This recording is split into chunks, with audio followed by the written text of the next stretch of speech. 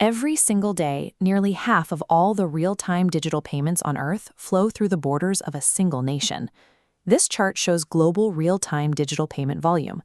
India processes 46% of these transactions, more than the US, UK, Germany, and France combined. In 1991, this data looked very different. India held roughly 2 weeks of foreign exchange reserves, facing total insolvency. This culture of financial trust existed long before formal banks.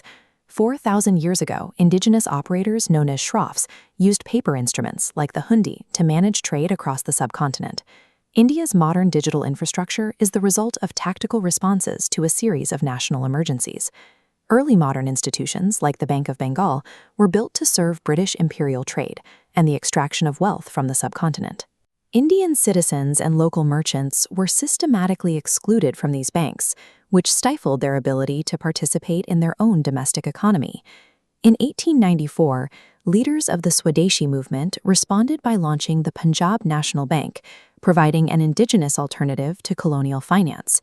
These new institutions captured local savings to fund Indian enterprises, keeping capital within the country's borders.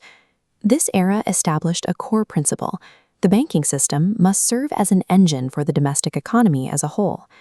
During the severe famines of the 1960s, private banks continued to focus their lending almost exclusively on a few wealthy industrialists in urban centers. This lack of rural credit meant farmers could not afford the seeds or fertilizers needed to increase yields, directly threatening the nation's food security. On July 19, 1969, Prime Minister Indira Gandhi nationalized 14 major private banks during a late-night radio address.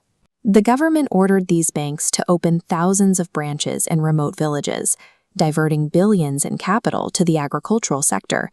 This intervention redefined the bank as a public utility, responsible for integrating the entire population into the formal economy. By 1991, decades of state control and debt had emptied the treasury, forcing the government to airlift its gold reserves to London to secure emergency credit.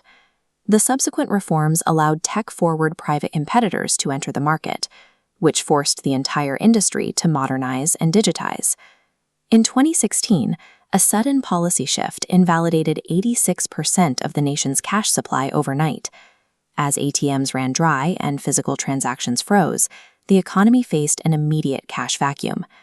The government leveraged the Jan Dhan policy, which had opened hundreds of millions of new accounts, and integrated them with a new digital system, the Unified Payments Interface, or UPI.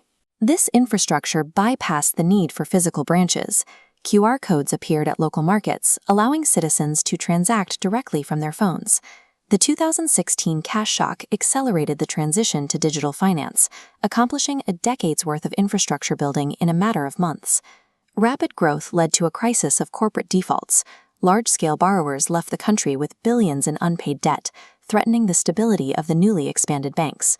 Legislators responded with strict bankruptcy codes and bad banks designed to remove toxic debt from the ledgers. Today, AI fraud detection and a blockchain-backed digital rupee allow the system to function without the need for physical architecture. India's financial history shows that massive national shocks can serve as the catalyst for a faster, more democratic economic system.